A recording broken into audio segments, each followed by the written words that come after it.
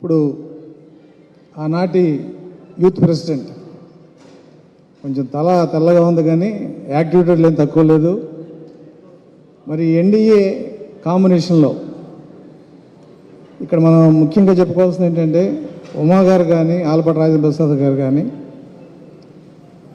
వాళ్ళు ఎమ్మెల్యేగా గెలవగలిగిన సత్తా ఉన్నా కూడా పార్టీ నిర్దేశం ప్రకారం పార్టీ కోసం మరి వాళ్ళు ఈ ఎలక్షన్ని త్యాగం చేశారు. వారికి సభాపూర్వకంగా అభినందనలు తెలుపుతున్నాం. వాళ్ళకి రాజ్యంగా మంచి భవిష్యత్తు ఉండాలని మేము కోరుకుంటున్నాం. మరి అటువంటి వ్యక్తి ఆలపాటి రాజేంద్ర ప్రసాద్ గారిని ఆయన సందేశం వస్తుందిగా కోరుతున్నాం.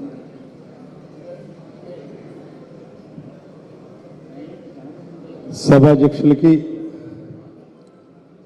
వేదిక మీద ఉన్న పెద్దలందరికీ ఈనాటి స్వర్గీయ నందమూరి తారక రామారావు గారి జన్మదిన వేడుకల సందర్భంగా విచ్చేసినటువంటి సోదరిమణులకి, పాత్రికేయులకి నా హృదయపూర్వకమైనటువంటి ధన్యవాదాలు. యావత్ తెలుగు జాతి గర్వపడేలాగా, గర్వించదగ్గ మహానుభావులు స్వర్గీయ నందమూరి తారక రామారావు. పెద్దలందరూ చెప్పే ఉంటారు, ఆయన ఒక యుగ పురుషుడు. ఈనాడు తెలుగు జాతి యొక్క ఆత్మగౌరవాన్ని కాపాడిన ఏకైక వ్యక్తి ఎవరైనా ఉన్నారంటే, భాషని కాపాడటమే కాకుండా తెలుగు జాతి గౌరవాన్ని కాపాడినటువంటి ఏకైక వ్యక్తి అన్న నందమూరి తారక రామారావు. ఆయన కళారంగంలో ఆయన ఒక కిరీటి.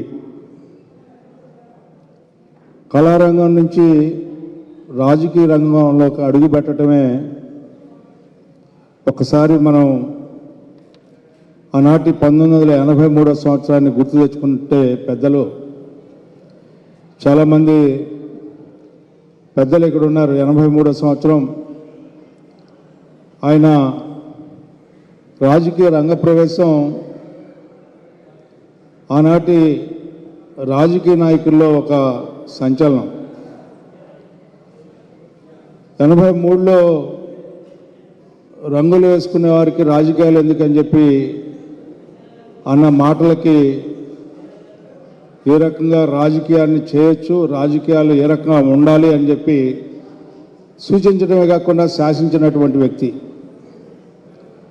భారతదేశ రాజకీయాలకే ఒక మలుపు తిప్పినటువంటి వ్యక్తి. ప్రతిపక్ష నేతలందరినీ కూడా ఒక చోటకు చేర్చినటువంటి మహనీయుడు నందమూరి తారక రామారావు. మనం కాలం గురించి ఏ రకంగా ఆఫ్టర్ క్రైస్ట్, బిఫోర్ క్రైస్ట్ అని చెప్పుకుంటామో, రాజకీయాల్లో మనం చెప్పుకోవాలంటే తెలుగుదేశం ముందు, తెలుగుదేశం తర్వాత అని చెప్పి చెప్పుకోవాల్సినటువంటి అవసరం, ఆవశ్యకత ఈ రాజకీయంలో ఉంది అని చెప్పి నేను అనుకుంటా ఉంటాను. ఆ రోజు ఆయన రాజకీయ రంగ ప్రవేశం చేయటమే కాకుండా ఎంతోమంది నిజమైన కొత్త రక్తాన్ని రాజకీయ ప్రవేశం చేసి, రాజకీయాలంటూ ఏబిసిడ్లు కూడా తెలియని వాళ్ళకి, ఎవరైతే చదువుకున్నారో, విద్యార్థులుగా ఉన్నారో, ఎవరైతే ఈ సమాజాన్ని పట్టిన చీడని పీడని వదిలించగలిగిన సమర్థత ఎవరికైతే ఉందో ఆ రకంగా గుర్తించి రాజకీయ రంగ ప్రవేశం చేయించినటువంటి ఘనత అన్న నందమూరి తారక రామారావుది. అయినా ఓడిపోయినా కూడా అలుపెరగని పోరాట యోధుడు. మరలా 94లో గెలవటమే కాకుండా ఆనాడు ప్రజాస్వామ్య పరిరక్షణలో ఆ రోజున మరి ఎన్నో ఒడిదుడుకులు ఎదురైనా కూడా మరలా తిరిగి అధికారాన్ని కైవసం చేసుకొని ఆనాడు ఎవరు కూడా ధైర్యం చేయనటువంటి, సాహసం చేయనటువంటి, ఆనాడు సాహసం చేసినటువంటి వ్యక్తి ఆనాటి ఇందిరాగాంధీ, స్వర్గీయ శ్రీమతి ఇందిరాగాంధీ గారిని నిలదీసి ఫెడరల్ సిస్టమ్ని, ఫెడరల్ సిద్ధాంతాన్ని ఈ రోజున రాష్ట్రాల యొక్క హక్కుల్ని కాపాడుకోవాలి అని చెప్పి మొట్టమొదటిగా మాట్లాడినటువంటి వ్యక్తి రాజకీయ రంగంలో, భారతదేశ రాజకీయ చరిత్రలో అన్న నందమూరి తారక రామారావు అని మనందరం కూడా గుర్తుంచుకోవాల్సిన అవసరం. ఒక తెలుగువాడి గురించి మాట్లాడటం కాదు, రాజకీయాల్లో మన పాత్ర ఏంటి, రాష్ట్రాల పాత్ర ఏంటి, రాష్ట్రాల యొక్క హక్కులు ఏంటి, ఆ హక్కుల్ని ఏ రకంగా కాపాడుకోవాలి, ఎవరు కూడా ఈ హక్కుల్ని కాలు రాసే హక్కు ఎవరికీ లేదని చెప్పి నిలదీసినటువంటి నాయకుడు నందమూరి తారక రామారావు. అలాంటి నాయకత్వంలో మనందరం కూడా ఈ రోజున ఉన్నందుకు గర్వపడతా ఉన్నాం. తెలుగుదేశంలో ఏ ఒక్క వ్యక్తి అయినా సరే గర్వంగా తలెత్తుకొని మాట్లాడుకోగలిగిన శక్తి, సమర్థత ఒక తెలుగుదేశం పార్టీకి ఇచ్చినటువంటి అధినాయకుడు నందమూరి తారక రామారావు. ఆ రకంగా ఈ రోజున ఆయన గురించి ఎంత మాట్లాడుకున్నా కూడా అది తక్కువే అయింది. గత సంవత్సరం అందుకే తెనాలి మీ అందరి యొక్క ఆశీస్సులతో 365 రోజులు శకపురుషుడి శత జయంతి మహోత్సవాలు భారతదేశంలోనూ ప్రపంచంలో కూడా ఎక్కడ కూడా ఏ నాయకుడికి కూడా, ఒక కళాకారుడికి అన్ని రోజులు కళారంగంలో కానీ రాజకీయ రంగంలో కానీ చేయనటువంటి మహోత్సవాల్ని తెనాలి పట్టణంలో 365 రోజులు ప్రతినిత్యం కూడా ఆయన యొక్క సినిమాను ప్రదర్శించాం, ప్రతినిత్యం కూడా ఒక కళాకారుని సన్మానించాం, ప్రతి నెల కూడా ఒక రకంగా చెప్పాలంటే కళారంగంలో రంగస్థల నటుల్ని సన్మానించాం. అదేవిధంగా కళారంగంలో కానీ లేకపోతే సినీ రంగంలో కానీ లేదా రాజకీయ రంగంలో కానీ ఎవరైనా కూడా ఆయనకున్న సమకాలీకులు ఎవరైతే ఉన్నారో వాళ్ళని పిలిచి అవార్డులు, వారి కుటుంబ సభ్యుల్ని ప్రతి నెల కూడా పిలిచి ఆ యొక్క శకపురుషుడి శత జయంతి మహోత్సవాల్ని ఘనంగా జరుపుకున్నటువంటి మరి కళ్ళకు కానొచ్చిన తెనాలి పట్టణానికి ఆ గౌరవం దక్కింది అని చెప్పి మరి దానికి ఆనందబాబు గారు, అదేవిధంగా బాలయ్య గారు గౌరవ అధ్యక్షుడిగా ఉండి బ్రహ్మాండంగా జరిపారు. ఈ రోజున ముగింపు వేడుకలను కూడా ఈ రోజున జరుపుకుంటా ఉన్నాం.